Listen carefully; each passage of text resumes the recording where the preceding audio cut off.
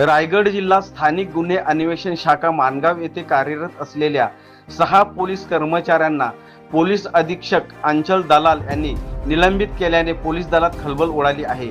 निलंबित करण्यात आलेल्या कर्मचाऱ्यांमध्ये पोलीस उपनिरीक्षक अविनाश चंद्रकांत पाटील, संदीप सुरेश पहेलकर, बाबासो ज्ञानू पिंगळे, मोरेश्वर तुकाराम ओमले, ओमकार संतोष सोंडकर, लालसो महादेव वाघमोडे या 6 कर्मचाऱ्यांचा समावेश आहे। माणगाव पोलीस ठाण्याच्या हद्दीत एका बंद कंपनीतून माल चोरीचा गुन्हा दाखल झाला होता। या प्रकरणात काही मुद्देमाल माणगाव पोलिसांनी हस्तगत केला होता, मात्र मुद्देमालाची नोंद कोलाड पोलीस ठाण्यात करण्यात आल्याची गंभीर विसंगती उघडकीस आली। ही बाब पोलीस अधीक्षक अंचल दलाल यांच्या निदर्शनास येताच त्यांनी तात्काळ कठोर पाऊल उचलत 6 कर्मचाऱ्यांना निलंबित करण्याचे आदेश दिले। या कारवाईनंतर संबंधित कर्मचाऱ्यांच्या कामकाजावर प्रश्नचिन्ह उपस्थित झालेत असून विविध चर्चांना उधाण आले आहे।